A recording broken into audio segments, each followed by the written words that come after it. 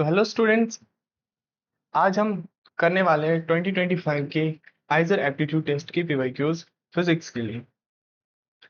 So question करने से पहले हम कुछ चीज़ यहाँ पे डिस्कस कर लेते हैं कि बेसिक चीज़ें क्या होती है। आपको क्या फॉर्मूला याद होनी चाहिए, कंसेप्ट पता होना चाहिए। ये सारी चीज़ें हम डिस्कस करेंगे कि क्वेश्चन सॉल्व करने से पहले आपको क्या चीज़ें पता होनी चाहिए, किन चीज़ों का ध्यान आपको रखना चाहिए।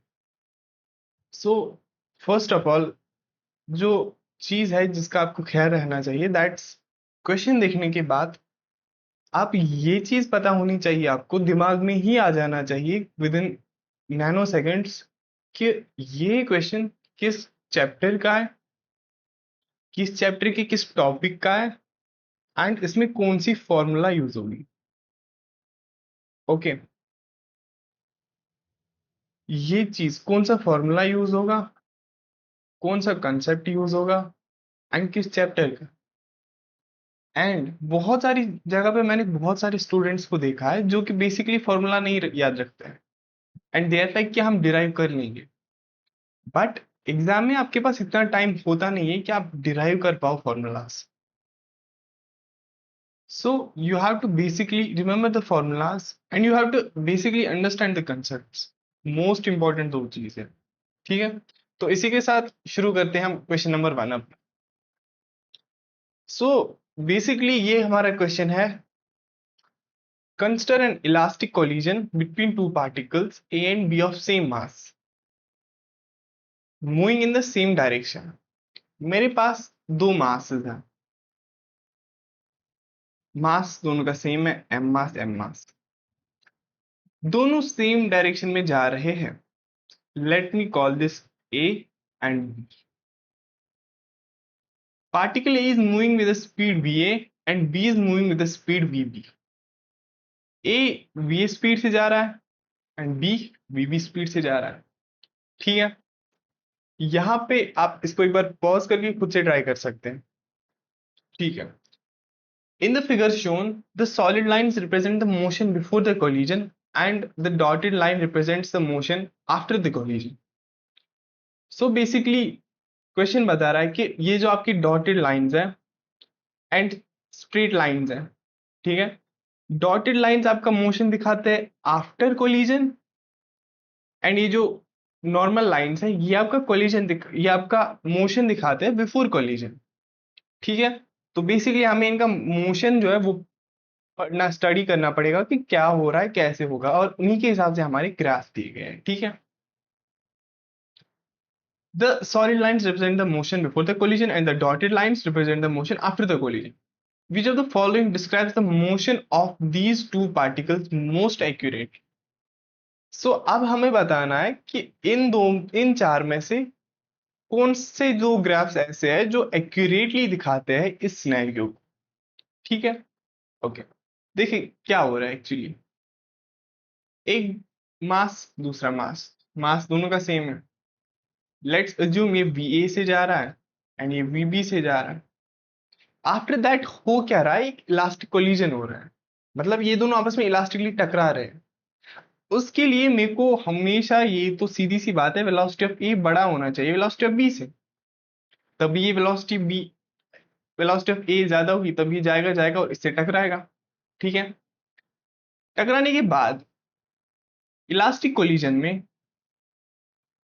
इन इलास्टिक कोलिजन में क्या होता है, अगर मास सेम है हमारा तो वेलोसिटीज स्वैप हो जाती है। ठीक है, ए की वेलोसिटी बी को जाएगी, बी की वेलोसिटी ए को जाएगी। ठीक है, एंड ये आप ये चीज और डिराइव भी कर सकते हो बहुत आराम से। इलास्टिक कोलिजन का और एक चीज इसमें, कोफिशिएंट ऑफ रेस्टिट्यूशन 1 होता है। ठीक है, ओके, ये तो हो गया मेरा बिफोर वाला सीन। अब आफ्टर सीन क्या होगा मेरा, कोलिजन के बाद क्या होगा। Let me call this A and let me call this B. ठीक है, कोलिजन के बाद ये मास ए है, ये मास बी है। अब इसकी वेलोसिटी वी ए बन जाएगी, अब इसकी वेलोसिटी वी बी बन जाएगी। ठीक है, ओके, सो बेसिकली क्या होगा, अगर मैं यहीं पे एक ग्राफ बनाना चाहूं तो वी ए की वेलोसिटी कुछ होगी, ठीक है, लेट्स से कुछ ये एक्सटी ग्राफ है एंड एक्सटी ग्राफ का स्लोप हमें वेलोसिटी देता है। ठीक है, तो ये हमारा वीए हो गया, इसका स्लोप ये हो गया हमारा। ठीक है, एंड हमारी बी की वेलोसिटी ए से कम है। ठीक है, तो इस लाइन का स्लोप, बी लाइन का slope, let's call the slope of a line, and B line का स्लोप जो है वो कम होगा ए से, तो कुछ ऐसा बेसिकली होगा। ठीक है, ये हो गया बी। ओके, एंड कोलिजन के बाद क्या होगा? कोलिजन के बाद वेलोसिटी उल्टी हो जाएगी। ठीक है, अगर अभी तक ये ए वाला था, अभी यहां से आगे बी वाला बन जाएगा, और अगर ये अभी तक बी वाला था, ये यहां से आगे ए बन जाएगा। ठीक है, समझ आ रहा है? दूसरी ग्राफ पे क्या होगा? जो वेलोसिटी टाइम वाला ग्राफ है, वीटी वाला ग्राफ, वीटी वाले ग्राफ में बेसिकली हमने माना ए की वेलोसिटी ज्यादा है और दूसरे से, हमने माना ए की वेलोसिटी ज्यादा है बी से। ठीक है, कोलिजन के बाद क्या होगा? उल्टा होगा। अब बी की वेलोसिटी ज्यादा होगी और वो एग्जैक्टली ए के बराबर होगी, तो ये बी की वेलोसिटी आएगी यहाँ पे, एंड ये यहाँ पे आएगी हमारे पास ए की वेलोसिटी। ठीक है, अब इन पे हम डिसाइड करते हैं हमारा कौन सा ऑप्शन सही है। देखो, यहां पे आपको दिख रहा है ऊपर भी मेरा ए, फिर से ऊपर मेरा ए, कोलिजन के बाद वेलोसिटी उल्टी हो जाती है, ए बी को जाएगा, बी ए को जाएगा, तो मेरा ये ऑप्शन तो नहीं हो सकता। ऑप्शन डी, फिर से बी एंड बी, यहाँ पे भी बी, यहाँ पे भी बी, बी एंड बी दोनों जगह है, बट हमें पता है कोलिजन के बाद वेलोसिटी जो है इंटरचेंज हो जाती है, तो हमारा ऑप्शन डी भी नहीं होगा। ठीक है, अब आता है मेरा ऑप्शन ए और ऑप्शन सी। ठीक है, अब इसको हम अच्छे से ध्यान से नोटिस करेंगे। ए का बेसिकली स्लोप ऑफ ए बड़ा है मेरा स्लोप ऑफ बी से, यहां पे देख सकते हो आप। ठीक है, एंड यहां पे सेम चीज, स्लोप ऑफ ए मेरा बड़ा है स्लोप ऑफ बी से। इनिशियली बात कर रहा हूं, बिफोर कोलिजन, यहां तक कोलिजन से पहले तक। तो मुझे पता है एक्स टी का ग्राफ जो है, उसका जो मेरा स्लोप है वो मेरे को वेलोसिटी देता है। तो इस ग्राफ से मैं लिख सकता हूं velocity of A is greater than velocity of B, and इस ग्राफ से भी मैं लिख सकता हूं velocity of A is greater than velocity of B. ठीक है, अब इस ग्राफ को इस ग्राफ पे इंपोज करते हैं, इसका डेटा देख के इसको हम एनालाइज करते हैं। ये ग्राफ क्या बता रहा है कि बी की वेलोसिटी ज्यादा है ए से, तो सी नहीं हो सकता। ये वाला क्या बता रहा है? ए की वेलोसिटी ज्यादा होगी बी से, तो दैट मीन्स ऑप्शन ए हमारा सही है। ठीक है, अभी जो हमने ये माना ए की वेलोसिटी ज्यादा है बी से, it's not necessary, it can be velocity of be greater than velocity of A.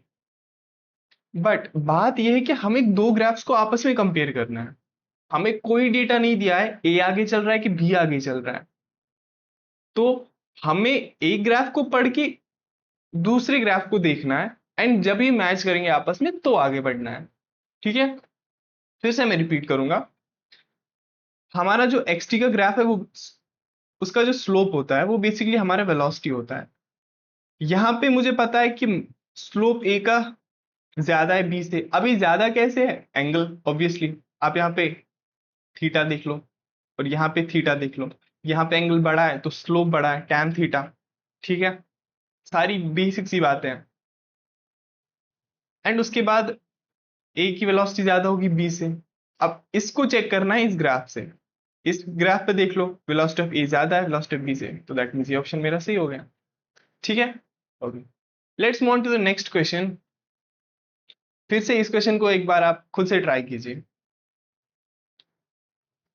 So question बोल is a block of mass m lies at rest connecting to a massless spring of spring constant k on a frictionless surface.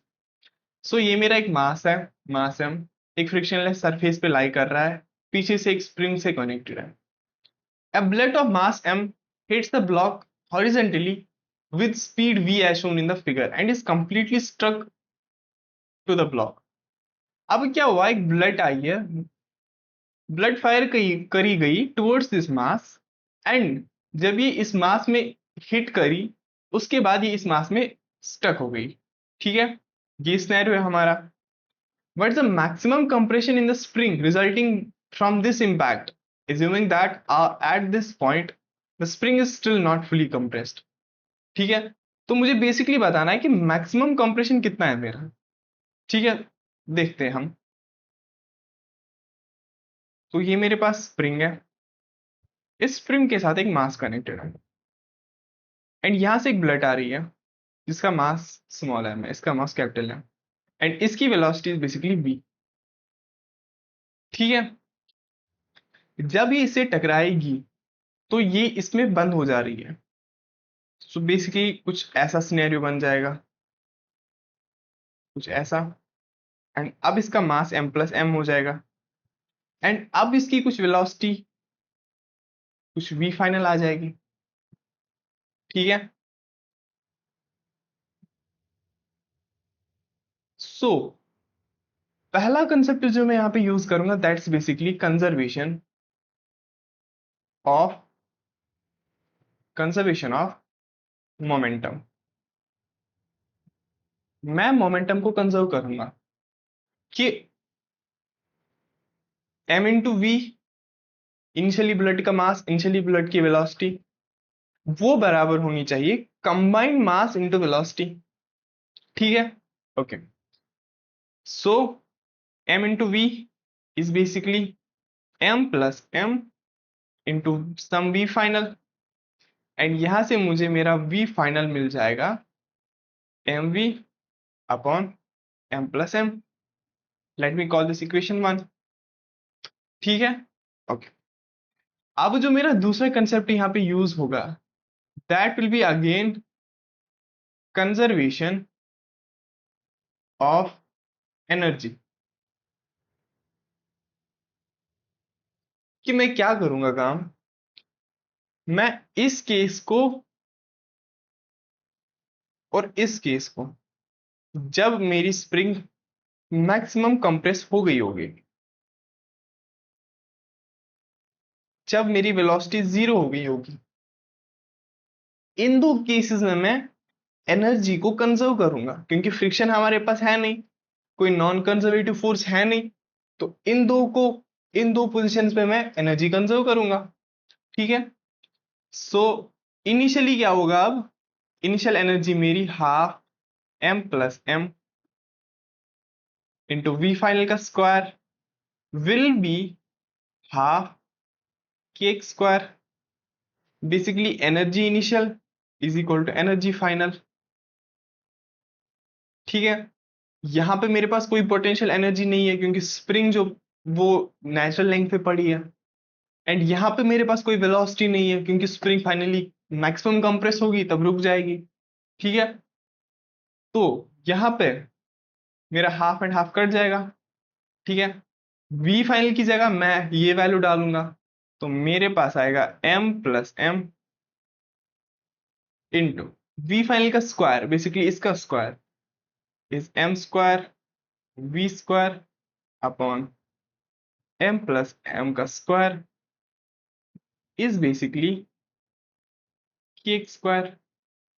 ठीक है, इस एक m plus m से ये m plus m cut जाएगा तो मेरे पास बचेगा k square is basically m square v square upon m plus m, and यहां से मैं k को उधर भेज के x square is equal to m square v square upon m plus m into k, and यहां से मेरा जो x मैक्स आएगा, maximum compression, let me write it here also कि ये मैक्सिमम कंप्रेशन है क्योंकि उस टाइम पे वेलोसिटी 0 हो रही है, is basically square root of m square v square upon k times m plus m. So this is our answer, which is basically option 1. Okay, ठीक है. Let's move to our question number 3. इस question को भी आप एक बार pause करके try कर सकते हैं. सो मेरा क्वेश्चन क्या कहता है, A cart of mass m is released from A. एक कार्ट को मैं इस A पॉइंट से रिलीज कर रहा हूं. The highest point of a frictionless track as shown in the figure. So basically ये ट्रैक frictionless है and highest point है. The cart travels along the track and enters a semicircular arc DBC. Okay. So ये cart निकलता है यहाँ पहुंच के finally इस arc semicircular arc DBC तक पहुंचता है. ठीक है. एंड इसकी radius is basically R. The height of point A and B are h1 and h2. So h1 and h2 are the two heights जो कि यहां आप देख सकते हैं डायग्राम में. Which of the following quantities do not play a role in ensuring that the cart does not leave the track? So basically अब हमें बताना है कि इन चार में से किस चीज से फर्क नहीं पड़ेगा कि हमारा जो कार्ट है घूमने के बाद पूरा सर्कुलर चक्कर मारे. ठीक है. दो कंसेप्ट यूज हो रहे हैं हमारे, एक तो वर्क एनर्जी थ्योरम और कंजर्वेशन ऑफ एनर्जी. दूसरा जो यूज हो रहा है that's basically vertical circular motion. Vertical circular motion, ये दो चीजें हमारी यूज हो रही है इस टॉपिक में, इस क्वेश्चन में. ठीक है. देखो इनिशियली मेरा कार्ट था eight N height of h1. ठीक है. एंड सेमी सर्कुलर आर्क के टॉप पे जब वो पहुंचेगा that will B of the height h2, जो कि क्वेश्चन ने ऑलरेडी दे के रखा है. ठीक है. अगर मैं चाहूंगा कि ये मेरा कार्ट पूरा ये सेमी सर्कुलर आर्क को कंप्लीट करके बाहर निकले, ठीक है, तो मेरे पास जो कंडीशन है दैट इज मेरे कार्ट की जो वेलोसिटी यहां पे पॉइंट बी पे, मेरे कार्ट की जो वेलोसिटी होगी that should be at least root g r. देखो अगर मेरी कार्ट की यहाँ पे कोई वेलोसिटी है नहीं तो यहां तक कार्ट पहुंच के गिर जाएगा. ठीक है. तो मेरे को इस पॉइंट पे मिनिमम एक ऐसी वेलोसिटी ढूंढनी है. ठीक है. एक ऐसी वेलोसिटी होगी तभी ये कार्ट यहां से जाके आगे बढ़ेगा. ठीक है. And that velocity is basically root g r. ये भी आप वर्टिकल सर्कुलर मोशन में करते हो कि m we square by r is basically normal plus m g. एंड यहाँ से आप नॉर्मल को जीरो करके आपका यहाँ पे velocity is basically g r मिलता है. ठीक है. ओके. अब ये हुआ मेरा concept of vertical circular motion. अब मैं लगाऊंगा कंजर्वेशन ऑफ एनर्जी बेसिकली या work energy theorem. Basically energy initial is equal to energy final. Work energy theorem या कंजर्वेशन ऑफ एनर्जी. ठीक है. अब इनिशियल एनर्जी जब मेरा कार्ट h1 हाइट पे था, वेलोसिटी जीरो. ठीक है. इज रिलीज मतलब इनिशियल वेलोसिटी जीरो है. And potential energy is gravitational potential energy, that's basically mass into gravity into h1. ये हुआ मेरा इनिशियल एनर्जी. ठीक है. Final energy at point B.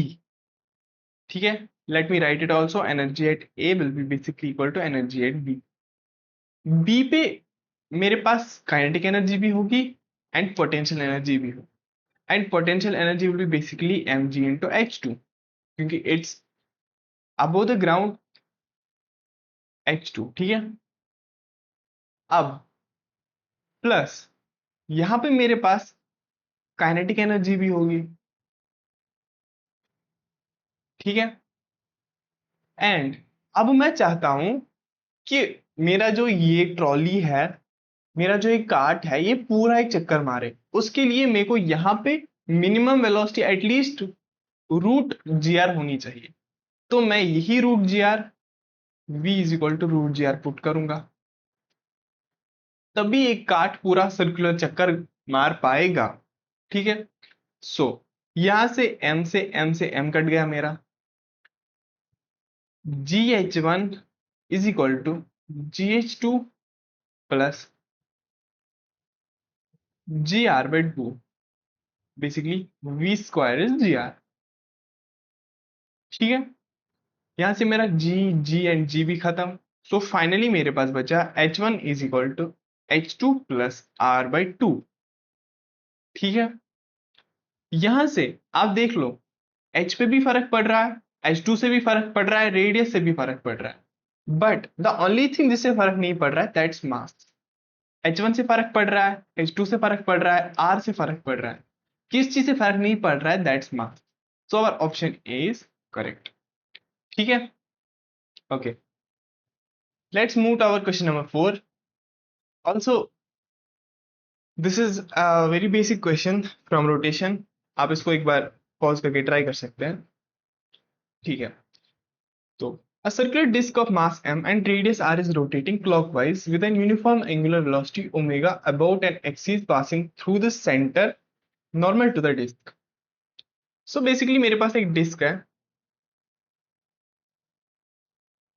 And इस डिस्क के एक्सीस से ऐसे एक एक्सीस है। ठीक है। एंड ये इस एक्सीस के अक्रॉस किसी ओमेगा से घूम रही है। ठीक है।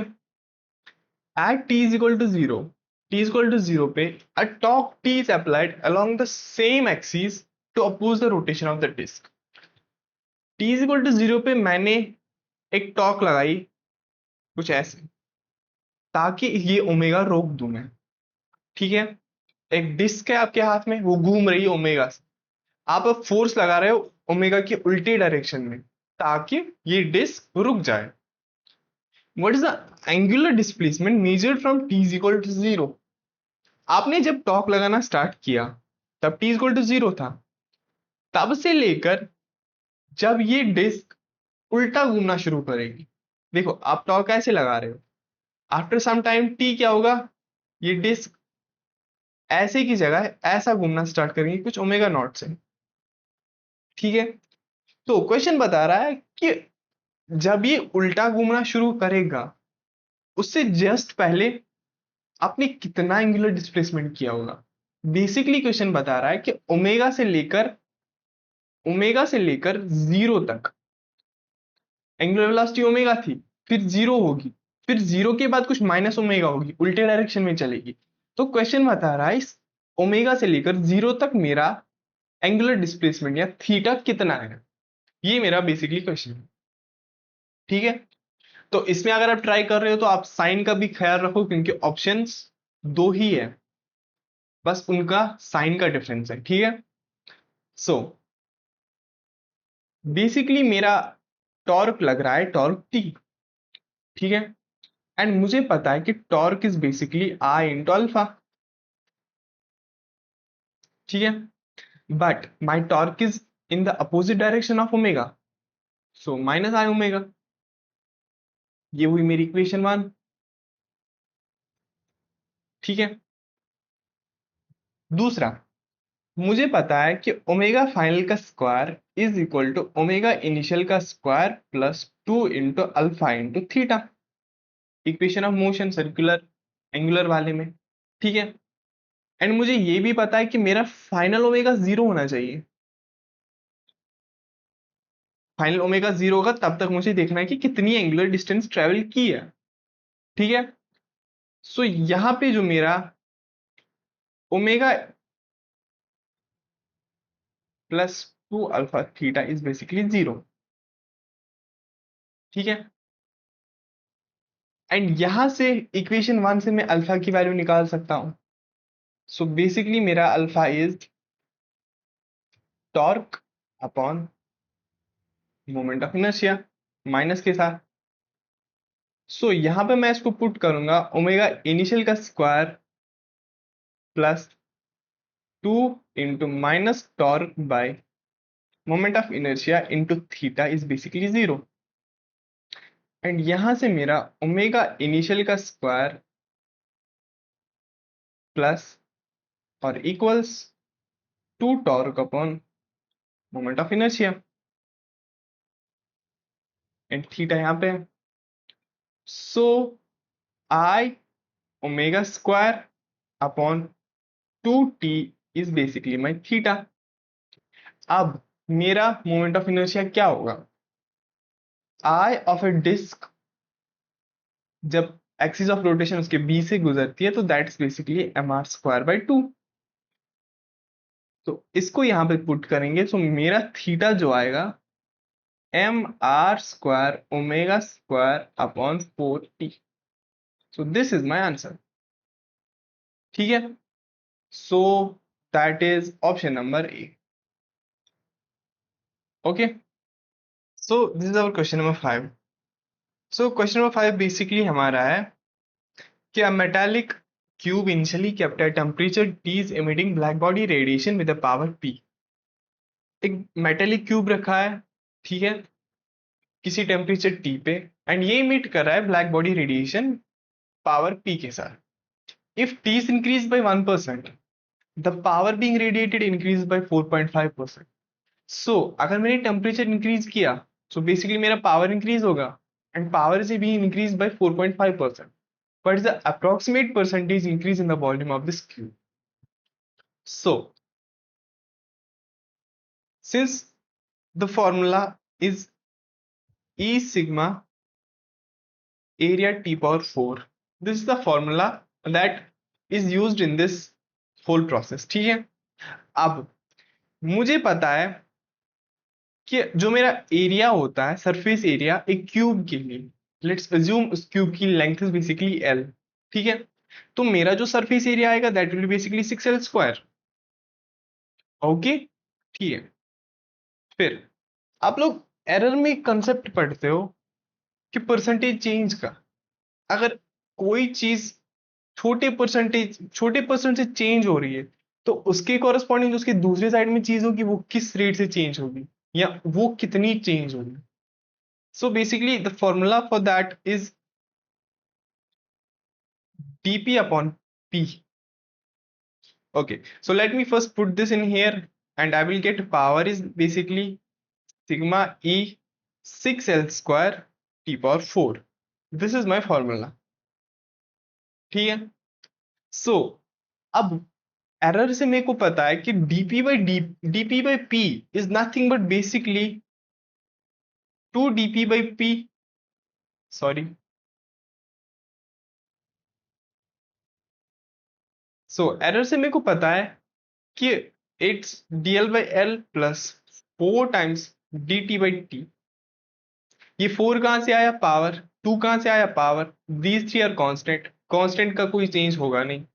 ठीक है, सो अब मुझे पता है कि मेरा dp by b is basically change in the power. Power 4.5 से बड़ा है तो 4.5% percent is basically divide by 100 is equal to 2 times dl upon l plus 4 times dt by d is basically 1%, so 1 upon 100।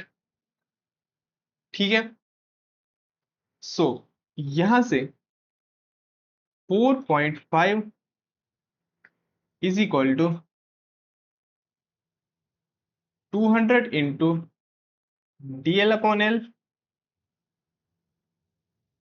Plus 4।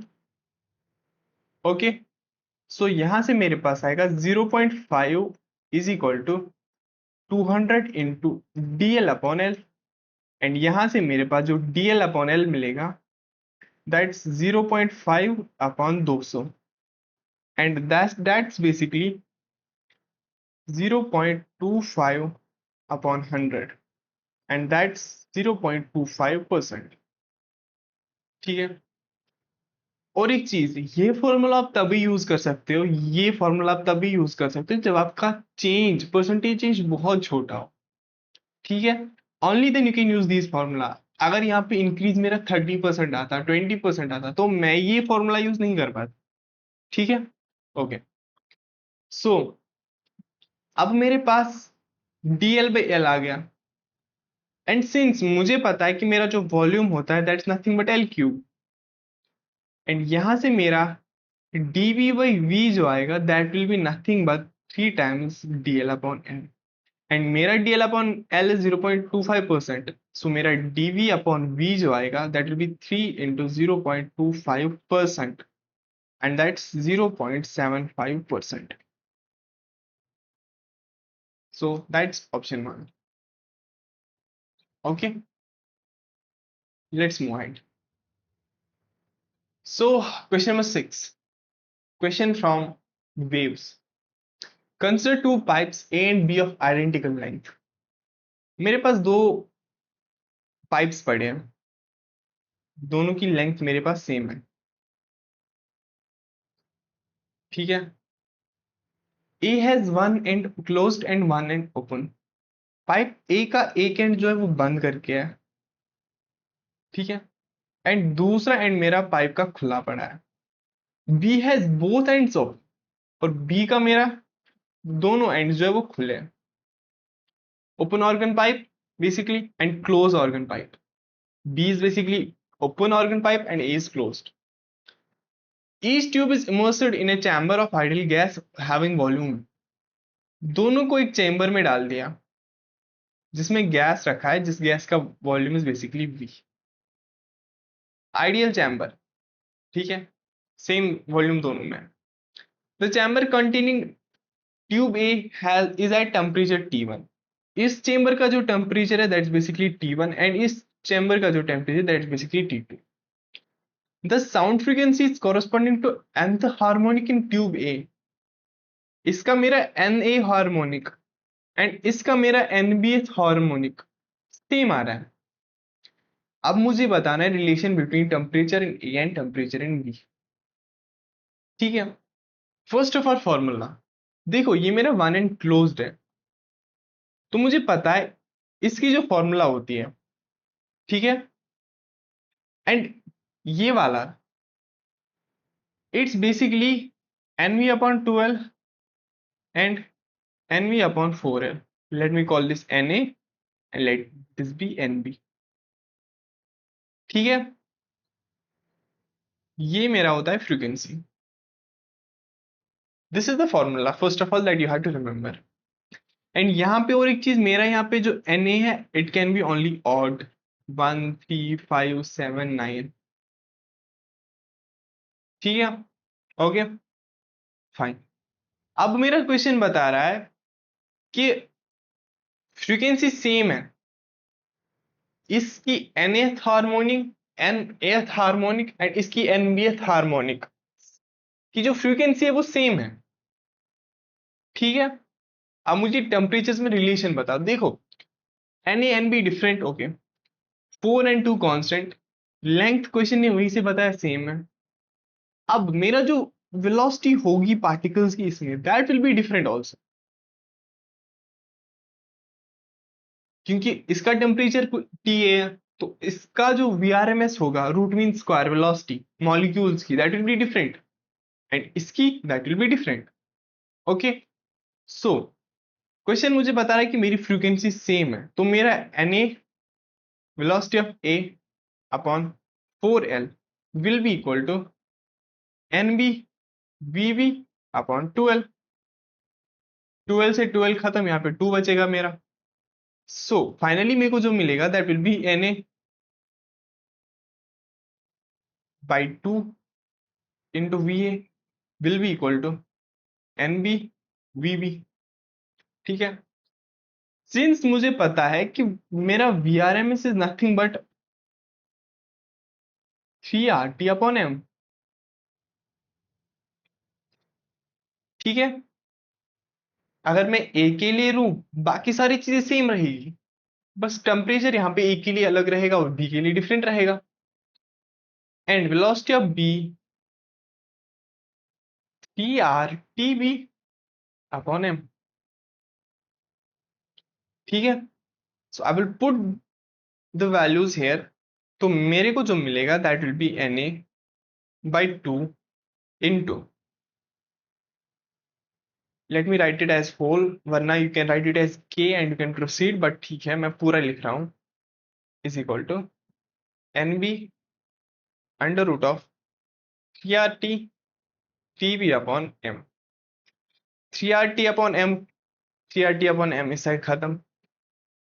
तो मेरे पास बचा Na/2 root TA is NB into root TB, squaring on both sides. So मेरे पास मिलेगा Na² by 4 into TA, let me write it properly. So into TA is basically NB² into TB, and यहां से मेरा जो ratio आएगा TA upon TB का, that will B NB² 4 times upon Na²। So this is my answer. ठीक है, so that's basically option ए। इस सारे पीडीएफ में the option A is the correct answer for every single question. Okay, ठीक है।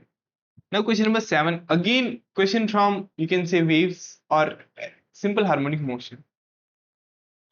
So the question is, consider two waves which are given by, दो waves मेरे पास है जिनका यहाँ पे इक्वेशन दी गई है a sin, let me call this kx minus omega t as basically theta, okay, and दूसरी वेव मेरे पास है that's root a cos theta। अब the amplitude of the resultant waveform obtained by the superposition of the two waves is, अब इन दो को मैंने super impose किया एक दूसरे पे, मेरे को एक फाइनली कोई वेव मिलेगी, लेट्स कॉल दैट y3। अब मुझे उस y3 का एक तो मुझे निकालना है एम्पलीट्यूड कितना है, प्लस उस y3 का मुझे निकालना है फेज डिफरेंस विद y1, इसके साथ उसका फेज डिफरेंस कितना होगा। ठीक है, ओके। देखो इसको आप फेजर से भी कर सकते हो, बट इसको करने का बहुत सिंपल आइडिया है कि देखो मेरे को बेसिकली क्या चाहिए, y1 प्लस y2 चाहिए, इन दोनों का रिजल्टेंट चाहिए। ठीक है, so it's basically a sin theta plus root 3 a cos theta. I will multiply by 2, also I will divide by 2, फर्क नहीं पड़ेगा। ठीक है, so मेरा जो y3 आएगा which is basically y1 plus y2, that will be 1 by 2 a sin theta plus under root 3 by 2 a cos theta। This is nothing, जो मैंने लिखा उसको मैंने थोड़ा रीराइट करके लिखा। ठीक है, ओके। अब y3 को मैं ये भी लिख सकता हूं as cos pi by 3 is basically 1 by 2 into a sin theta plus sin pi by 3 into a cos theta। I can take out a बाहर, मैं a को कॉमन निकाल सकता हूं, तो मेरे पास जो y3 आएगा that will basically 2a cos pi by 3 sin theta plus sin pi by 3 cos theta, and this is basically a formula of sin theta। तो यहां पे I will write y3 is basically 2a into sin theta plus pi by 3। This is formula for sin a plus b, which is basically, let me write it here also, sin a plus b is basically sin a cos b plus cos a sin b। That's the formula that I used here, sin a cos b sin theta cos pi by 3 plus cos a sin b cos theta sin pi by 3। Okay, सो ये मेरा आया resultant. अब इस resultant का देख लो amplitude क्या है, तो this is basically net amplitude. Okay, so मेरा नेट एम्पलीट्यूड आया 2a, a/2 नहीं आएगा, a/2 नहीं आएगा, ठीक है। अब मेरा देखना है फेज डिफरेंस 1 के साथ, y1 के साथ, ठीक है। फेज डिफरेंस देखना है y1 के साथ। सो मेरा y1 था क्या? मेरा y1 इज बेसिकली कुछ a साइन थीटा। अब मेरा y3 आया 2a साइन थीटा प्लस π/3। यहां पे डायरेक्टली आपको दिख रहा है कि मेरा जो फेज डिफरेंस है दैट्स नथिंग बट π/3। कि अगर मैं फेजर से देखूं, मेरा अगर y1 कुछ इस डायरेक्शन में ऐसा है a मैग्नीट्यूड का, तो मेरा जो y3 आएगा that will be like this, जिसका मैग्नीट्यूड 2a होगा, and it will be ahead of this one, it will be ahead of y1 कितना, π/3 डिग्री। तो मेरा phase difference is basically π/3, so that's again our option number 1, ठीक है। Okay, now next question, question from electrostatics. So a particle of charge q equals 1 electron volt, 1 electron and mass m with kinetic energy k enters an electric field set up by two parallel plates of length L as illustrated in the figure। देखो basically charge plates दो है, ठीक है।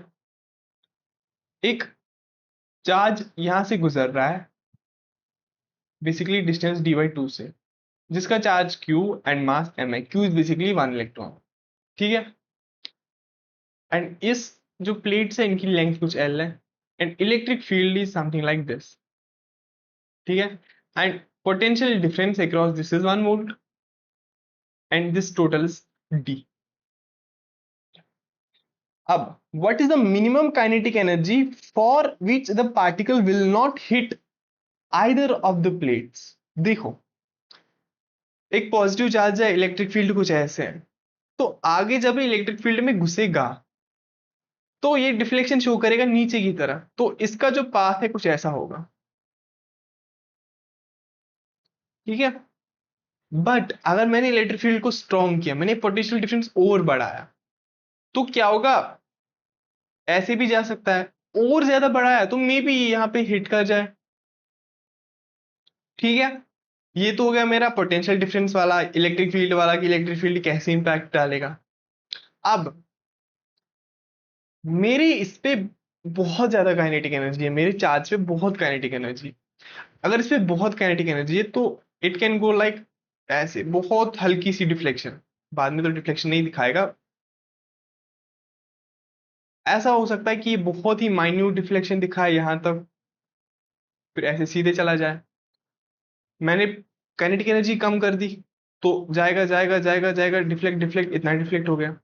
मैंने और थोड़ी कम कर दी तो क्या हुआ, लिमिटिंग केस बन गया कि जस्ट जस्ट टच होने से बच गया। सो मेरे को यही काइनेटिक एनर्जी चाहिए कि जस्ट टच होने से बच जाए, ठीक है।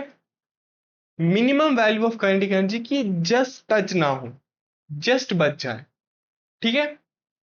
सो मेरे को केस जो चाहिए दैट्स बेसिकली ये वाला कि ये चला जाए जाए जाए, डिफ्लेक्ट हो, बस ऐसे डिफ्लेक्ट हो जाए, ठीक है।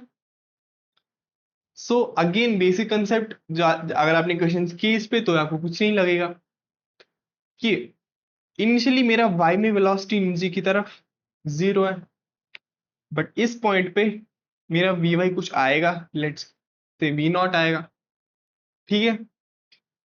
सो मैं इक्वेशन ऑफ मोशन लगा सकता हूं, v final is equal to, let's say v final का square is equal to v initial का square plus 2 into acceleration into some distance, okay. So यहाँ पे I can write v final is मेरा v0, so v0 का square is equal to v initial is मेरा 0 plus 2 into acceleration is basically force upon mass. अब देखो जब ये charge particle यहां पे है, इसको कौन नीचे की तरफ फोर्स दे रहा है, जब चार्ज पार्टिकल यहां पे नीचे की तरफ कौन इसको फोर्स दे रहा है जिसकी वजह से डिफ्लेक्ट हो रहा है, so that's no one but electric field. And आपको पता है इलेक्ट्रिक फील्ड की वजह से जो फोर्स होता है that's Q into E. So मेरा जो एक्सेलरेशन आएगा that will be Q E upon M. ठीक है। सो टू क्यू ई upon M into distance travelled यहां से यहां तक that's basically D by two. तो डी बाई टू, टू से टू खत्म। ठीक है। सो मेरा यहाँ पे जो वी नॉट मिलेगा that's Q E D upon M under root. ठीक है। इसके बाद इनिशियली एक्स में कुछ वेलोसिटी होगी, कुछ वी एक्स, एंड उसी की कॉरेस्पॉन्डिंग की काइनेटिक एनर्जी के है, एंड वही हमें मिनिमम बतानी है। सो बेसिकली मेरे पास जो वी इनिशियल होगी एक्स में that will be under root two k by m. ठीक है। हाफ एम वी स्क्वायर को रीअरेंज किया तो मेरे पास ये आ गया। ठीक है। And also I know that कि इस पार्टिकल को, इस चार्ज को यहां से लेकर डी बाई टू जाने में जो टाइम लगेगा वही टाइम इसको एक्स में इस डिस्टेंस को ट्रेवल करने में लगेगा। तभी जस्ट हिट वाला केस हो सकता है कि ऑलमोस्ट नीचे भी पहुंच जाए यहां तक, इस लेवल तक, और आगे भी पहुंच जाए इस लेवल तक, तो ही मैं कह सकता हूं कि जस्ट हिट से बच गया, जस्ट यहां तक पहुंचेगा। ठीक है। ओके। अब टाइम मुझे चाहिए वाई वाई के लिए। मुझे पता है वी वाई फाइनल वाला जो कि basically v not is equal to we initial जो कि जीरो है, एक्सेलरेशन क्यू ई upon M into time t. ठीक है। सो मेरे पास जो टाइम आएगा that will be m we not upon q e. ठीक है। ओके। अब मैं करूंगा, let me call this equation two and let me call this equation one. Also I know that कि एक्स एक्सीज में कोई भी एक्सेलरेशन नहीं है। एक्स एक्सिस में जो वेलोसिटी थी वही रहेगी, हमेशा वही रहेगी। ठीक है।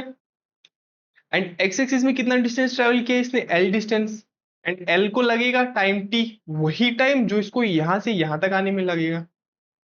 सो for X I can write as velocity initial is equal to length of the plates upon the time, this time. यहां से मुझे वी इनिशियल पता है, two K upon M is length upon M we naught into Q into E. So यहां से मेरा जो kinetic energy होगी that can will be two M upon L square Q square E square upon M we not, m square v not square, एक m से m मर जाएगा। ठीक है। सो यहां पे मेरे पास जो काइनेटिक एनर्जी आएगी that will be l square dot q square E square upon two M we not square. ठीक है। अब मैं वी नॉट की वैल्यू उठाऊंगा यहां से। ठीक है। Okay. Let me add another slide quickly.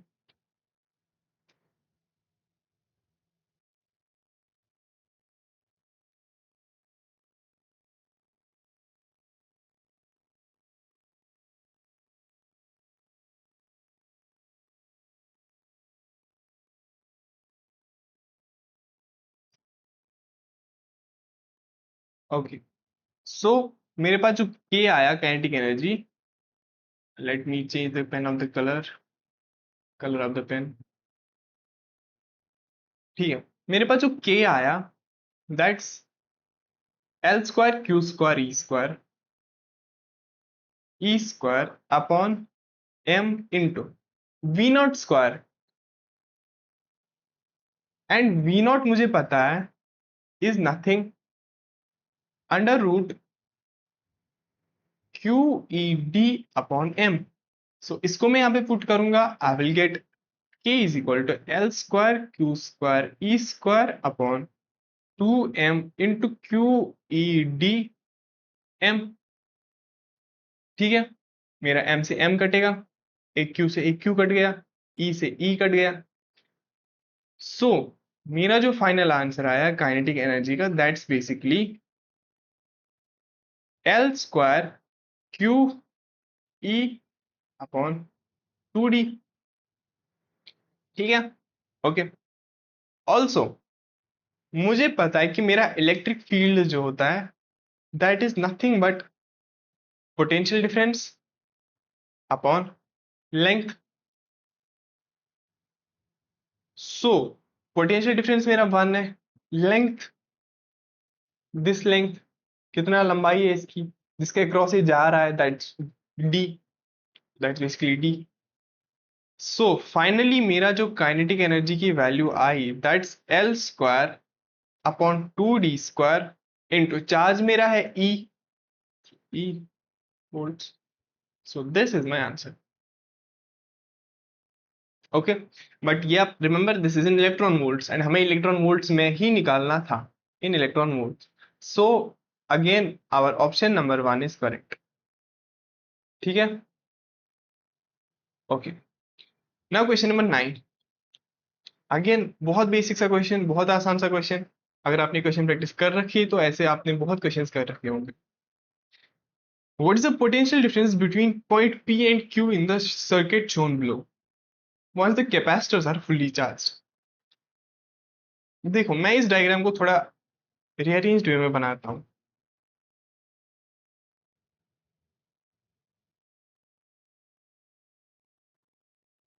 सो कुछ ऐसा हमारे पास फिगर है, two sorry this 4 microfarad, this is 2 microfarad, this is 2 microfarad, and this is 4 microfarad, and यहाँ पे it's 12 volts, and basically this is point P and that's point Q। point P and Q के बीच में हमें ही potential difference निकालना है। ठीक है, okay. First of all कोई भी सर्किट दिखे सिंप्लीफाई करो, simplify in the sense net capacitance निकालो पूरी सर्किट की। Since these two are in series तो रिजल्टेंट जो आएगा that will be 1/4 plus 1/2, that's basically 4/3। इसका 4/3 लेट मी ड्रॉ कुछ ऐसा, इसके बाद ये कुछ ऐसा बन जाएगा। This will B also 4/3 microfarad and this will B also 4/3 microfarad, क्योंकि यहाँ पे भी 2 और 4, यहाँ पे भी 2 और 4। ठीक है, अब इन दो का डायरेक्ट सम होगा क्योंकि ये दोनों पैरेलल में है। तो फाइनली मेरे पास जो सर्किट बनेगा वो कुछ ऐसा दिखेगा। This will be 8/3 microfarad and this will be 12। ठीक है, ओके। अब since I know that Q is equal to C into V, तो मेरा नेट चार्ज जो आएगा, net capacitance that's 8/3 into 10⁻⁻6 farad into potential is 12, तो दैट्स बेसिकली 32 इंटू 10⁻⁻6 और 32 microcoulomb. So total charge जो मेरा जाएगा वो 32 माइक्रोकूलम जाएगा, गया 32 microcoulomb. Back to this part, 32 microcoulomb यहां से आया, 32 माइक्रोकूलम चार्ज मेरा यहां से आया। अब जितनी कैपेसिटेंस ऊपर उतनी कैपेसिटेंस नीचे, तो 32 के होंगे एग्जैक्टली 2 टुकड़े, जैसा कि अब करते हो रेशियो निकालते हो, एग्जैक्टली होंगे 2 टुकड़े। बेसिकली ऊपर वाले में जाएगा 16, इस वाले में जाएगा 16 माइक्रोकूलम, इस वाले में जाएगा 16 माइक्रोकूलम। अब अगर कैपेसिटर्स डिफरेंट होते, यहाँ पे कुछ और होता, यहाँ पे कुछ और होता, तो डिस्ट्रीब्यूट उसी हिसाब से होता। ठीक है, बट यहाँ पे दोनों साइड कैपेसिटर सेम है, 4/3 4/3, तो जितना ऊपर चार्ज जाएगा उतना चार्ज नीचे चला जाएगा, ठीक है। सो फाइनली यहाँ पे चला गया 16 माइक्रोकूलम और यहाँ पे चला गया 16 माइक्रोकूलम, ठीक है। अब मैं करूंगा काम, इस टोटल चार्ज, जो टोटल चार्ज जाएगा वो इस प्लेट पे भी जाएगा, इस प्लेट पे भी जाएगा, ठीक है। मैं निकालूंगा यहाँ का potential drop, since I know that this is 12 volts and this is 0 volt, ठीक है। Let me draw this here also, कि अब फाइनली क्या होगा, कुछ ऐसा सीन होगा मेरे साथ। तो ये ऐसा है, अब यहाँ पे 12 वोल्ट्स है एंड यहाँ पे 0 वोल्ट है, plus 12 volt and this is basically 0 volt, ठीक है। अब यहां से जो चार्ज जा रहा है दैट्स बेसिकली 16 माइक्रोकूलम एंड इसके क्रॉस जो कैपेसिटेंस है दैट्स 4 माइक्रोफैराड, ठीक है। ओके, सो अब मुझे इसके क्रॉस का ड्रॉप निकालना है, सिंस मुझे पता है Q is equal to C into V, charge कितना है 16 माइक्रोकूलम, तो 16 into 10⁻⁻6 is equal to capacitance is 4 into 10⁻⁻6 into potential drop मुझे निकालना है, इससे ये खत्म। सो मेरा जो पोटेंशियल ड्रॉप आया दैट्स बेसिकली 4 वोल्ट। सो इसके अक्रॉस जो ड्रॉप आएगा मेरा वो 4 वोल्ट्स का आएगा। अगर ये 12 है, 4 यहाँ पे ड्रॉप हुए, यहाँ पे बचा 8 वोल्ट, तो इसके अक्रॉस कितना ड्रॉप होगा 8 वोल्ट्स का, क्योंकि 8 4 12 12 12 ड्रॉप 12 वोल्ट्स। अब इसमें सिंस आई वी नो कि 2 के अक्रॉस 2 माइक्रोफेराड के अक्रॉस 8 का ड्रॉप आ रहा है, ये भी 2 माइक्रोफेराड है, तो इसके अक्रॉस भी कितने का ड्रॉप आएगा, 8 वोल्ट्स का ड्रॉप आएगा एंड यहां पे बचा मेरे पास 4 वोल्ट फिर। सो बेसिकली क्या हो रहा है मेरे साथ अब यहाँ पे, कि इसके अक्रॉस जो ड्रॉप आ रहा है दैट्स 4 वोल्ट्स का एंड इसके अक्रॉस जो ड्रॉप आ रहा है दैट्स 8 वोल्ट्स का। सिंस 12 वोल्ट्स का यहाँ पे 4 का ड्रॉप आया, यहाँ पे 8 वोल्ट्स बचे, 12 वोल्ट्स यहाँ पे 8 का ड्रॉप आया, 4 वोल्ट्स बचे एंड मुझे निकालना है potential difference between P and Q। So that's basically 8 minus 4, that's basically 4 volts. So option A again is our answer, ठीक है। Okay, let's move ahead. So this is one of the toughest question in this paper. I'm not saying this is toughest question, but I'm saying this is one of the toughest question according to this paper. Okay, you can try it again. So a particle of mass m and charge q moving with a velocity v is equal to v naught I cap plus j cap minus k cap is placed in a uniform magnetic field b is equal to b naught I cap plus j cap plus k cap. It executes a helical trajectory of radius r and pitch p. Which of the following option is correct? देखो basically क्या होता है हमारा कि जब हम magnetic field में किसी पार्टिकल को रखते हैं जिसकी वेलोसिटी होती है, अब हर डायरेक्शन में वेलोसिटी है, हर डायरेक्शन में मैग्नेटिक फील्ड है, तो बेसिकली होता क्या है, ये एक हेलिकल पाथ चूज करता है, कुछ ऐसा,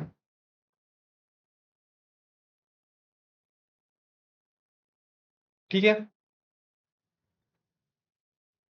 अब हमें इसी हेलिकल पाथ की एक तो ये पिच निकालनी है एंड दूसरा ये रेडियस निकालनी है, ठीक है। ओके, यहां पे जो मेरे कंसेप्ट यूज होंगे, दो concept basically, that's basically v perpendicular to b, दूसरा v पैरेलल टू b। ये सारी चीजें हम वेक्टर में पढ़ लेते हैं कि अगर मेरे को v चाहिए परपेंडिकुलर टू b वाला, देखो v यहाँ पे आई कैप में भी है, जे कैप में भी है, के कैप में भी है, मैग्नेटिक फील्ड भी आई कैप में भी है, जे कैप में भी है, के कैप में भी है। अब हमारा फोर्स वही काम में आएगा, वही फोर्स काम में आएगा, ठीक है, या वही मैग्नेटिक फील्ड काम में आएगा जो v के परपेंडिकुलर हो, तो मुझे वही वेलोसिटी चाहिए जो b के परपेंडिकुलर हो। ठीक है, so this is basically v cross b upon mod of b, and ये is p dot b upon mod of b। Basically मेरे को वो वाला v चाहिए जो b के परपेंडिकुलर है। ठीक है, अगर मैं v का क्रॉस करूं b के साथ, तो मेरे पास एक ऐसा वेक्टर आएगा जिसका मैग्नीट्यूड v इंटू बी होगा, प्लस उसकी जो डायरेक्शन होगी that will be perpendicular to v। फर्क नहीं पड़ता है, but that will be perpendicular to b also. मुझे वही वेक्टर, वही वेलोसिटी चाहिए जो b के परपेंडिकुलर हो। मिला, ठीक है, फिर डिवाइड बाय मॉड b किया। Basically you can write it like this also, कि v का कंपोनेंट उसका क्रॉस कर लो b कैप के साथ, उस डायरेक्शन के साथ जिस डायरेक्शन में b है, तब आपको एक वेलोसिटी वैसी मिलेगी जो b के परपेंडिकुलर होगी। ठीक है, here also v dot B cap. Okay, ये दो कंसेप्ट हम इस क्वेश्चन में यूज करेंगे। ठीक है, लेट्स स्टार्ट। देखो, मुझे पता है कि क्यू वी क्रॉस बी का जो मेरा मैग्नीट्यूड होगा, यही मेरा फोर्स है, यही मेरा सेंट्रीपिटल एक्सेलरेशन देता है। बेसिकली एम वी, बट कौन सा वाला? परपेंडिकुलर वाला। ठीक है, ओके। अब first of all I will calculate v cross b। So I cap, j cap, k cap, 1 1 1 1 1 and -1. So this is basically -2 minus j into -2. So it's basically -2i cap plus 2j cap. So this is my v cross b. ठीक है, okay. So I need mod of q v cross b. It will be equal to m upon r into perpendicular वाला velocity, perpendicular वाला, तो perpendicular वाला is basically v cross b upon magnitude of b, इसका magnitude and इसका square. ठीक है, क्योंकि v का स्क्वायर चाहिए हमें, M we square upon are.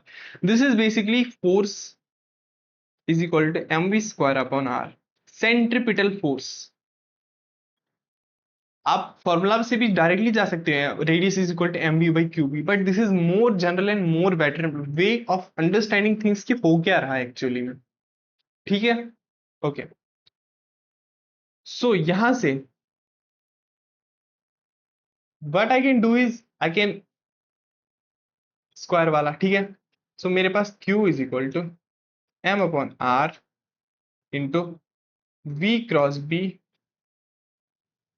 का magnitude upon magnitude of B. Magnitude of B is basically under root 3b0 is magnitude of B, जो कि आप कैलकुलेट कर सकते हो, root B plus root B plus root B, that is basically root 3b0। ठीक है, so root 3b0 का square that's basically 3b0 square.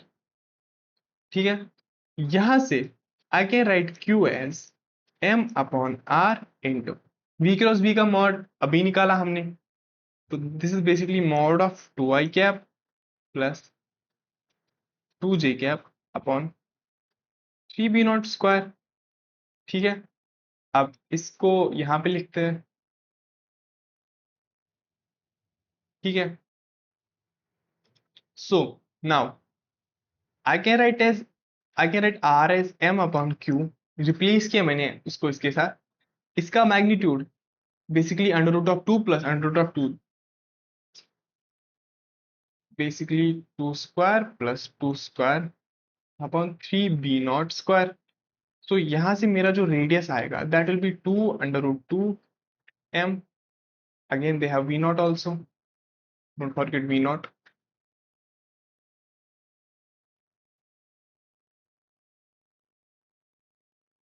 Okay, don't forget this.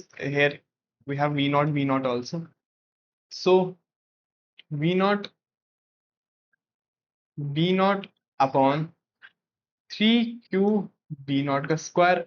इससे ये खत्म, तो मेरे पास जो रेडियस फाइनली आएगा that be 2 √2m v0 upon 3q b0।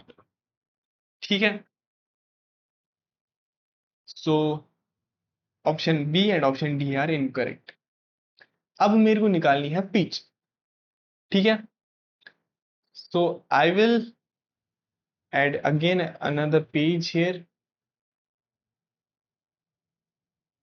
just a moment।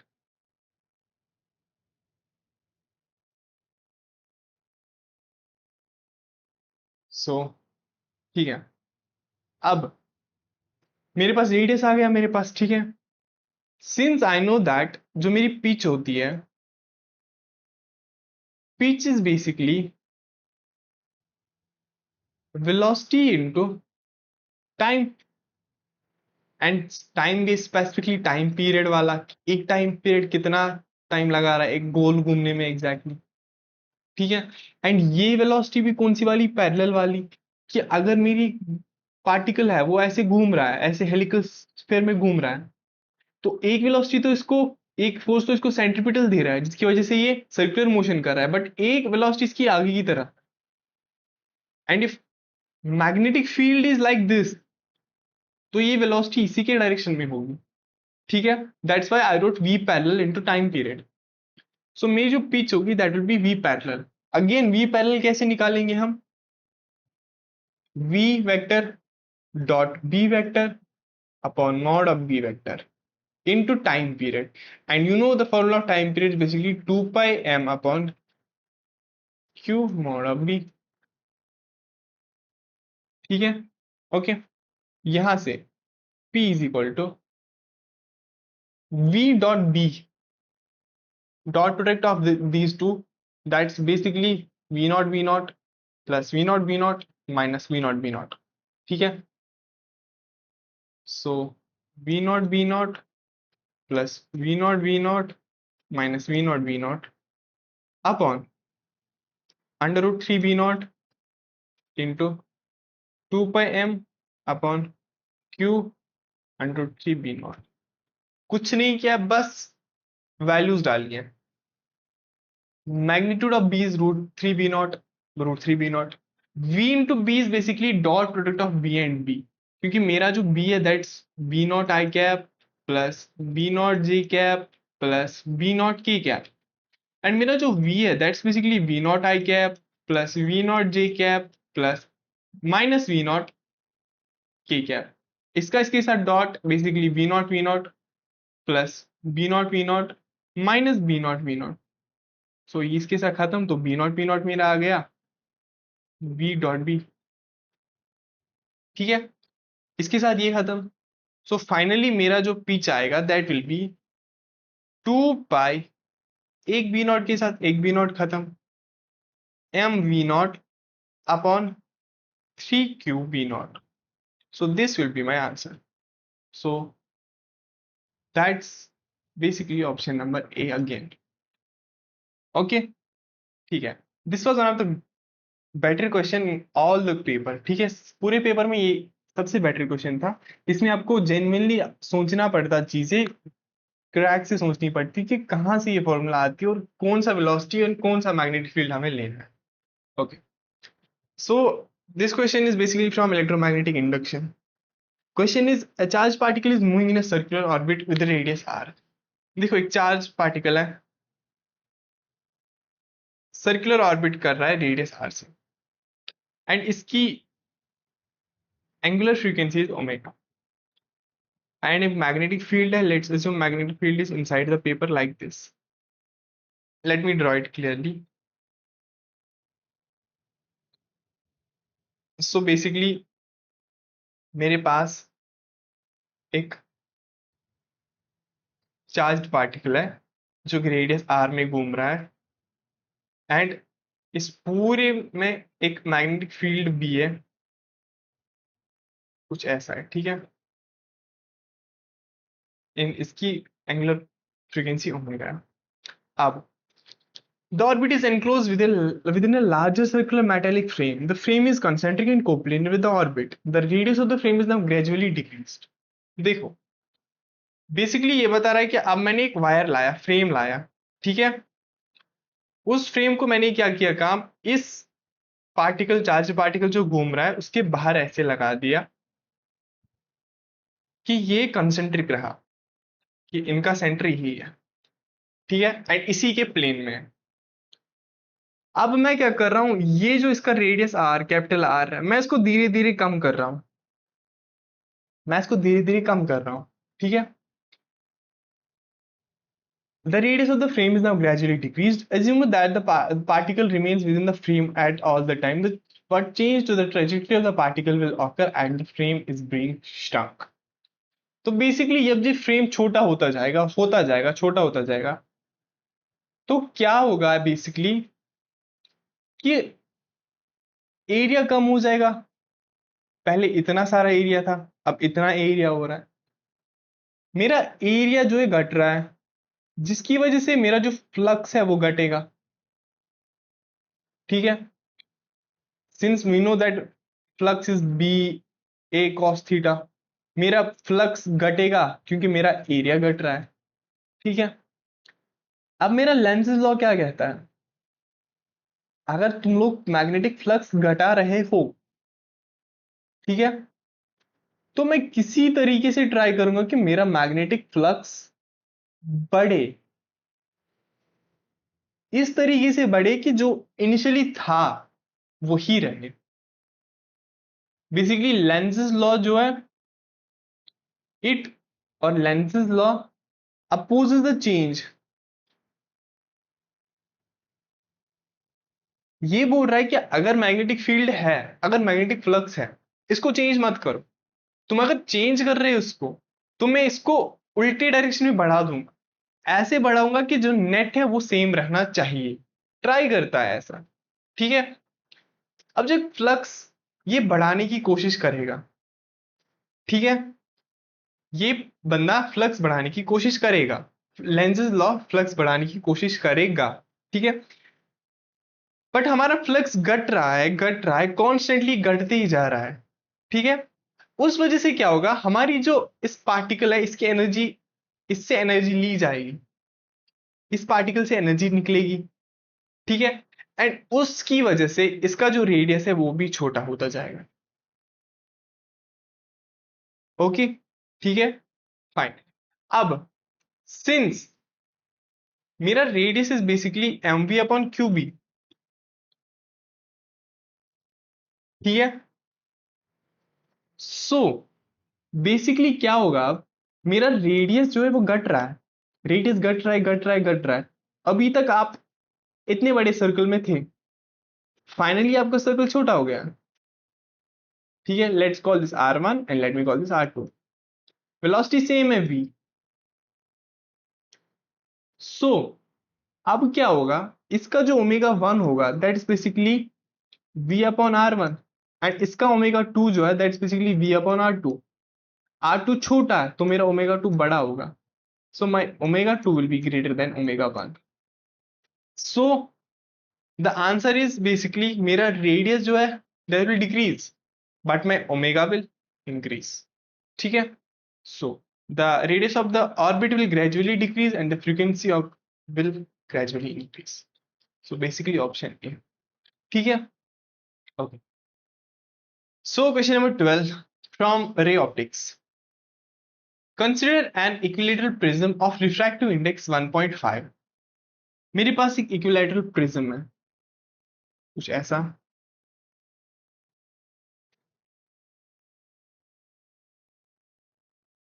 जिसका रिफ्रैक्टिव इंडेक्स इज बेसिकली 1.5।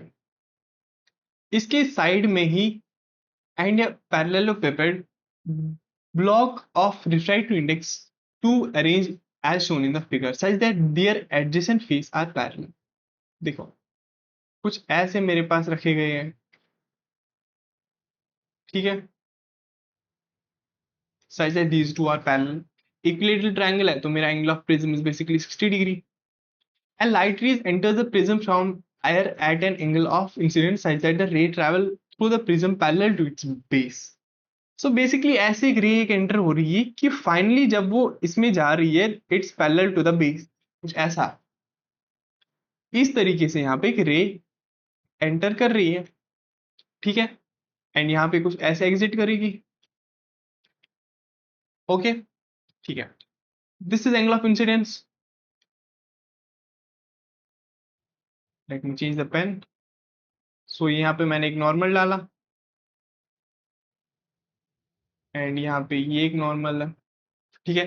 अब क्वेश्चन पूछ रहा है what is the angle of emergence, ये कि जब फाइनली ये रे पैरेललोपिपेड में जाएगी एंड पैरेललोपिपेड में जाने के बाद ये जब वहां से बाहर निकलेगी तो उसका जो एंगल ऑफ इमर्जेंस होगा थीटा वो क्या होगा. लेंदी सवाल बट बहुत आसान सवाल, ठीक है, ओके.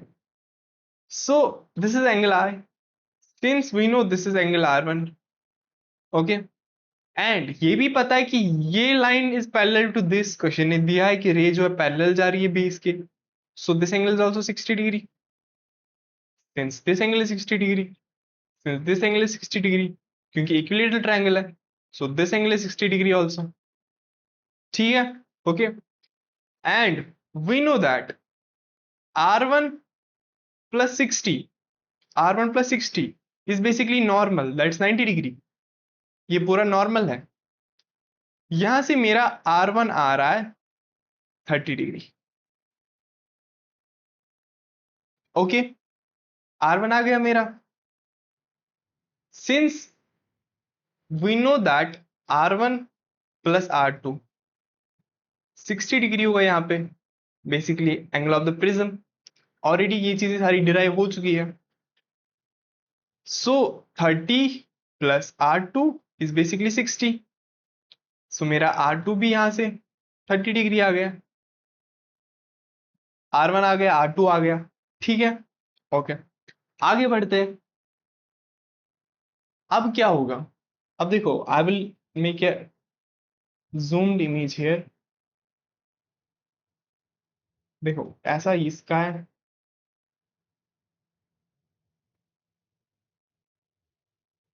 कुछ ऐसा, एंड मेरे पास जो पैरेललोपिपेड है वो कुछ ऐसा है. कंसिडर दीज टू पैरेलल, ठीक है, पैरेललोपिपेड कुछ ऐसा है मेरा,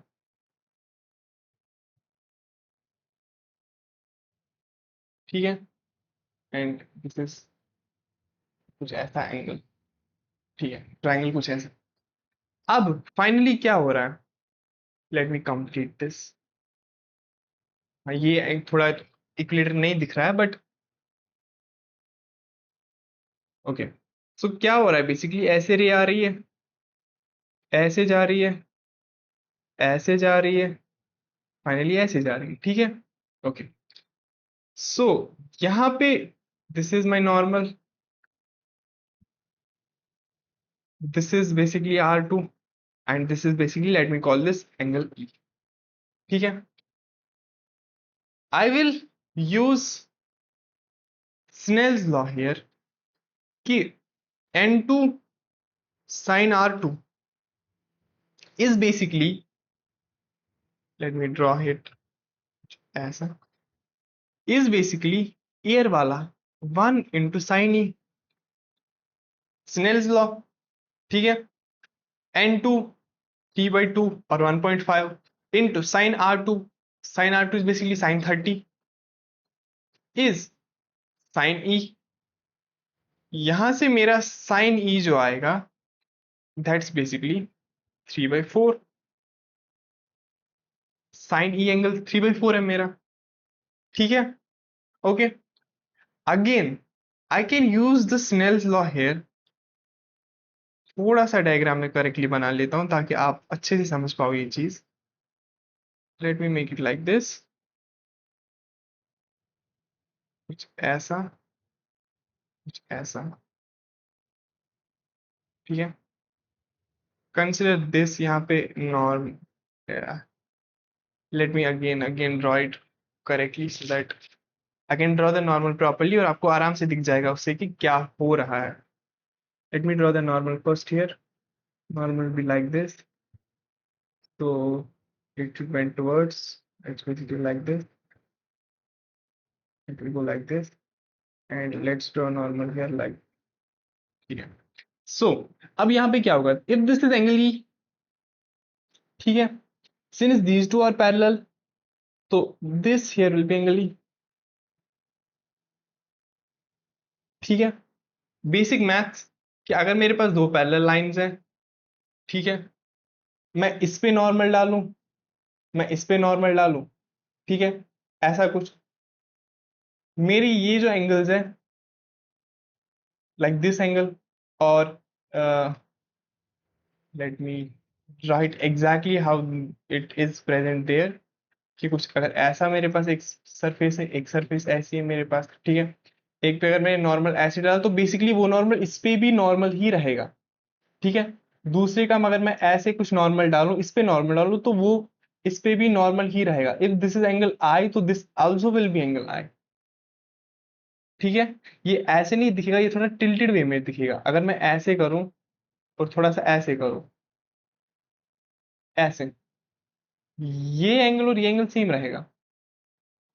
ठीक है, so here this is angle E. Okay, अगर ये मेरा एंगल ई है तो I can apply Snell's law here कि sine E into 1 is basically, let's call this angle z, 2 into sin z. ठीक है, सो यहां से मेरे पास जो sin z आएगा दैट विल बी बेसिकली 3/8. ठीक है, ओके, अब अगेन ये दो सरफेस मेरी सेम है. ठीक है, ये दो surface same in the sense ये दो सरफेस मेरे पैरेलल है एक दूसरे के. ठीक है ना, अगर ये दो सरफेस मेरे पैरेलल है तो अगेन फिर से जो एंगल्स होंगे वो सेम होंगे. Let me something like this and like this and let it be normal like this. ठीक है, अगेन अगर ये एंगल z है तो ये एंगल भी मेरा एंगल z ही होगा.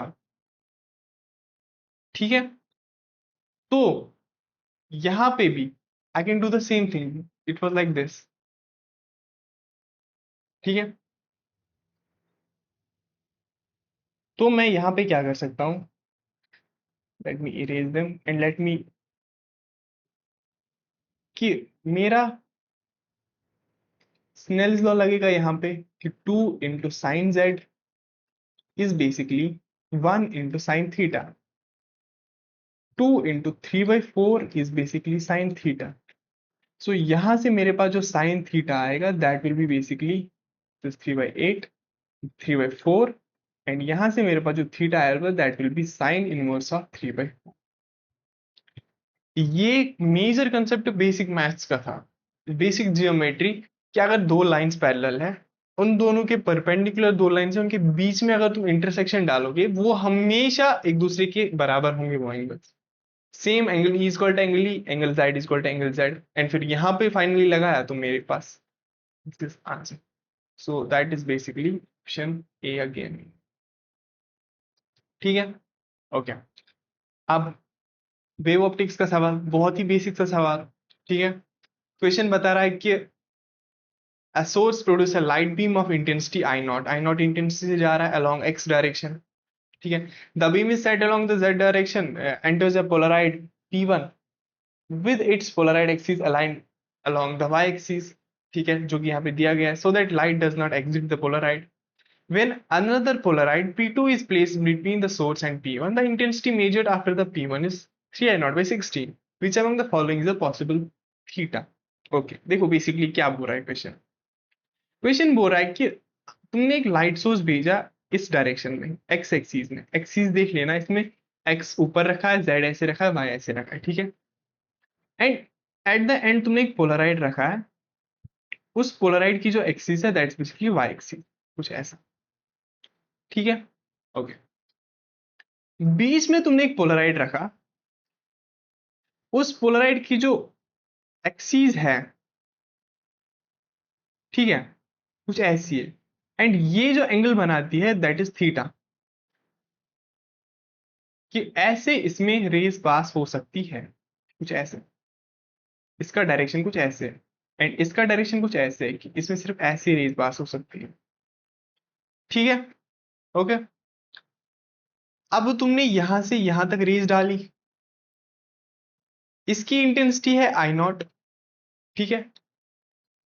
तो फाइनली यहां पे जो मेरी intensity, let me call that I one, and इसके बाद जो मेरी intensity, let me call that I two, and that is basically I not into 3/16। ठीक है, ओके, फाइन। देखो, पहले से क्रॉस होने के बाद मेरी जो इंटेंसिटी आई वन बनेगी, you know the formula, that's basically I not into cos square theta. Theta angle बना रहा है एक्सिस से, ठीक है, जिस एक्सिस में जा रही है क्या, रेज जा रही है, ठीक है, ओके। जिस एक्सिस में ये जो लाइट बीम जा रही है उस एक्सिस से थीटा एंगल बना रहा है ये पोलराइजर, ठीक है, ये पोलराइड थीटा एंगल बना रहा है, तो I not cos square theta, basic formula पता ही होगा, ठीक है। अब बात आती है आई टू की। आई टू में क्या होगा, आई टू कुछ ऐसा है, ठीक है। इसकी जो एक्सिस है यहाँ पे आप देख सकते हो, दैट्स बेसिकली दिस एक्सिस,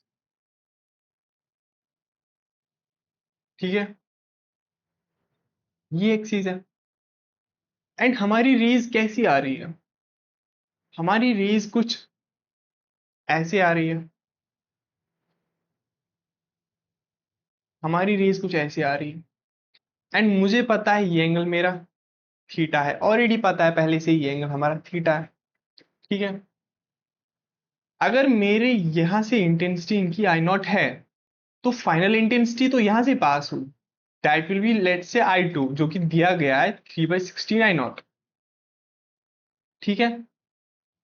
अब हमेशा फॉर्मूला में वही थीटा यूज होता है जो रेज एंड पोलराइड के एक्सिस के बीच में होता है। यहां पे थीटा कितना है हमारा, एंगल कितना है हमारा, दैट्स बेसिकली 90 माइनस थीटा, ठीक है। एंड इससे पहले जो इंटेंसिटी थी मेरी दैट्स आई वन, एंड निकली जो मेरी intensity that is I two, जो कि पता है, ठीक है। सो मैं लिखूंगा मेरा आई टू जो है that will be basically I not cos square 90 minus theta, okay. Now I will, this is sorry, this is not I not, this will be I one, कि यहां से इनिशियली क्या आ रहा है, आई नॉट तो पहले आ रहा था, आई नॉट यहां से आ रहा था, बट यहां पे जो मेरा होगा I called that I one, and यहां पे मेरा आई नॉट, ठीक है। So I two will be basically I one cos square 90 minus theta. So basically I2 will be I1 sin square theta, and I1 मुझे पता है ऊपर, so I can write I2 is equal to I naught cos square theta sin square theta। अब बस manipulation है, I2 मुझे पता है फाइनली बाहर मेरा कितना आया 3/16, I naught is basically I naught cos square theta into sin square theta, I naught से I naught मर गया, तो फाइनली मेरे पास बचा 3/16 is equal to cos square theta into sine square theta. अब बस बेसिक छोटी सी मैनिपुलेशन है यहाँ पे, कि मैं क्या करूंगा काम,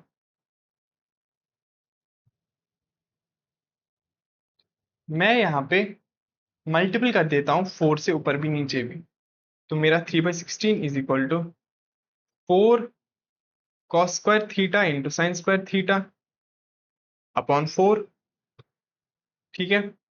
तो यहाँ पे अब क्या होगा, 4 1 जार 4, 4 4 जार 16, 4 4 जार 16, सो मेरे पास 3/4 is equal to 2 sine theta cos theta का होल स्क्वायर,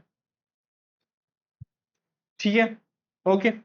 तो यहां पे मेरे पास बचेगा 3/4 is equal to sine square 2 theta, this is the formula of sine 2 theta, sine 2 theta is basically 2 sine theta cos theta, okay. So यहां पे मेरे पास जो साइन थीटा आएगा, साइन 2 थीटा आएगा, that is basically under root 3/2, okay, and यहाँ पे मेरे पास जो 2 थीटा आएगा, √3/2 की वैल्यू साइन की कब होती है? इट्स बेसिकली 60 डिग्री, ठीक है, और it's basically 2 theta is basically और इट कैन बी 120 डिग्री, ठीक है। सो यहां से मेरे पास जो थीटा आ रहा है दैट्स 30, दैट्स 60। पहले क्वाड्रेंट में मेरे ये 2 थीटाज आ रहे हैं, तो हमारे ऑप्शन में इस 60 डिग्री, तो 60 इज द करेक्ट आंसर, ठीक है। Okay okay, so question number 14, atomic structure का क्वेश्चन। बेसिकली क्वेश्चन क्या हो रहा है, an electron in a ground state, एक इलेक्ट्रॉन मेरा ग्राउंड स्टेट में है, दैट बेसिकली n=1 में एक इलेक्ट्रॉन मेरे पास पड़ा है, ठीक है। एनर्जी इसके पास E1 है, एनर्जी कितनी होगी इसके पास? E1 basically -13.6 into Z square, hydrogen atom Z square basically 1/n², n is 1 so 1, so basically -13.6, basically let me call this E0 or E1, this is basically E1, okay, fine. Now what happens, it absorbs a photon of energy EA, there comes a photon of energy EA, and this electron absorbs it, and after absorbing it, it moves to an energy level N. Now I have to tell what this N is. Okay, fine.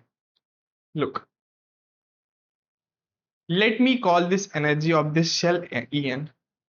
So मेरा En आएगा basically Ea plus E1. Am I saying correct thing? ठीक है, कि final energy जो होगी nth state में, that will B, एक तो n1 स्टेट में कितनी एनर्जी है प्लस बाहर से कितनी एनर्जी ली इसने, ओके, ठीक है। nth स्टेट में उतनी एनर्जी होगी इसके पास जितनी इसके पास ऑलरेडी थी, प्लस जितनी इसने ली किससे, फोटॉन से, ओके, फाइन। nth स्टेट की एनर्जी का formula basically -13.6 into Z square, again hydrogen atom 1/n² is equal to Ea plus E1, फिर से -13.6 क्या है मेरा, E1 ही तो है, so I will write E1 upon n² is equal to Ea plus E1, ठीक है। सो इधर भेजने के बाद आई कैन राइट E1 कॉमन लेने के बाद 1/n² -1 is equal to Ea, okay, ठीक है। और I can directly write, I just increased my headache, I can directly write it, हाँ, I can directly write it as E1 upon Ea plus E1 is equal to n² को उधर भेजा, उन दोनों terms को नीचे लाया, ठीक है। नाउ स्क्वायर रूट लेंगे, तो मेरे पास आएगा E1² और E1 upon Ea plus E1, तो दिस इज बेसिकली मेरा n, तो बेसिकली ऑप्शन 1 अगेन, बहुत बेसिक सा सवाल, ठीक है। अब इसके बाद question number 15 from dual nature of matter. A particle of mass m and charge q is accelerated through a distance d1. एक मास m, चार्ज q, इसको एक्सलेरेट किया, पोटेंशियल डिफरेंस लगाया इस पे through a distance d1, finally इसकी कुछ velocity v1 होगी, ठीक है, okay. Another charge of mass capital M, उसको भी सेम पोटेंशियल से एक्सलेरेट किया, सेम चार्ज है, सेम पोटेंशियल से एक्सलेरेट किया, बट मास डिफरेंट है, इसकी वेलोसिटी कुछ डिफरेंट v2 आएगी, कुछ डिस्टेंस d2 तक, ठीक है। यहां पहुंचने के बाद इन दोनों की डिब्रॉग वेवलेंथ सेम थी, ठीक है। So basically λ1 is equal to λ2, अब मुझे बताओ d2/d1 का वैल्यू कितना होगा। ठीक है, okay, basically lambda one is h/mv, so h upon पहले का मास इज m, पहले की velocity is v1, so v1 equals h upon पहले का दूसरे का mass capital M into v2, h से h मर गया। ठीक है, सो यहाँ पे मुझे मिलेगा v1/v2 इज बेसिकली दिस, एक रिलेशन मिल गया मुझे यहाँ से। ठीक है, ओके, अब मैं करूंगा काम, मैं यूज करूंगा इक्वेशन ऑफ मोशन। ठीक है, अगर कोई चार्ज पार्टिकल एक्सेलरेट हो रहा है with an electric field E, अभी भी हमने क्वेश्चन किया तो उस पर जो फोर्स लगेगा that will basically Q into E, and जो एक्सेलरेशन होगा that will B Q into E into upon respective mass M। ठीक है, सो मैं पहले पार्टिकल के लिए बात करूंगा। पहले पार्टिकल के लिए जो एक्सेलरेशन होगी that will be charge into electric field upon mass. मेरे पास जो फॉर्मूला है वी फाइनल का square is equal to we initial का square plus 2 into acceleration into distance, that is basically d1। Let's assume कि दोनों race से start कर रहे हैं, जीरो से एक्सेलरेट किया। ठीक है, तो मेरे पास जो वी फाइनल का स्क्वायर आएगा that will be 2 into Q into E upon M into d1। ठीक है, यहां पर मैं पार्टिकल 2 के लिए कर रहा हूं, एक्सेलरेशन इसके लिए भी q into E upon capital M। Again V final का square is basically v initial का square that is basically 0 plus 2 into acceleration into distance 2। so यहां से मेरे पास v final का square आएगा 2q e d2 upon capital M। ठीक है, and this is velocity final 2, this is velocity final 1। let me write velocity 1 by velocity 2 squared, basically dividing these two equations, इन दो equations को आपस में divide कर दो, तो मेरे पास आएगा 2q e d1 upon m into 2q e d2 upon capital M।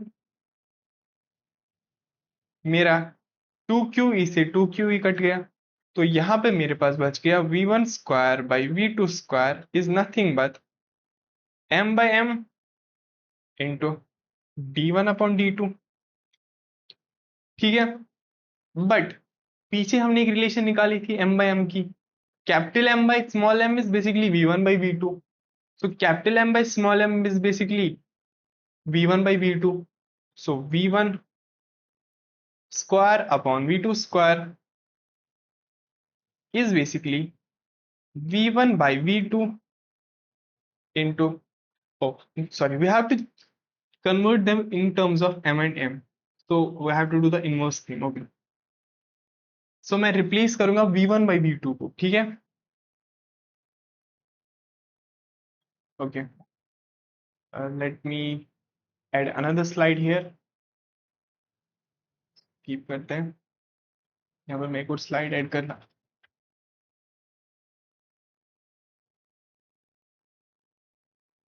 Late,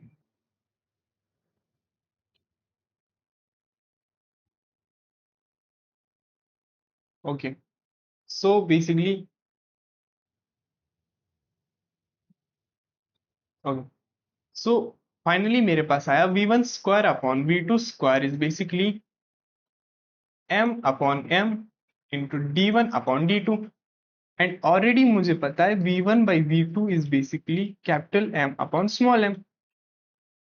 सो मैं यहाँ पे करूंगा काम, इनकी जगह में m बाई m डालूंगा, तो मेरे पास आएगा m square upon m square is equal to m by m into d1 upon d2। So यहाँ मेरे को मिलेगा m से m खत्म, सो d1 by d2 is basically m upon m, and question ने हमसे क्या मांगा है d2 by d1, so d2 by d1 is basically inverse इसका, that is m upon capital M। so this is our answer। okay, so this was it. यहाँ तक फिर से हमारे जो, जस्ट अ मोमेंट, PYQs है, सबका आंसर ए है सारे क्वेश्चंस में, ठीक है। एंड इन क्वेश्चंस को एक बार जरूर से ट्राई कीजिए। First of all in questions को कीजिए, उसके बाद पिछले बाकी सालों के जो भी क्वेश्चंस हैं, डू एवरी सिंगल क्वेश्चन। कुछ और मटेरियल फिलहाल करने की जरूरत नहीं है। First of all in questions को निपटा लो, उसके बाद अगर टाइम बच रहा है do other material, but in questions को फॉर श्योर कंप्लीट करना ही करना है, ठीक है। सो उसके बाद मिलते हैं आपसे किसी आइजर में या नाइजर में, तब तक के लिए पढ़ते रहिए।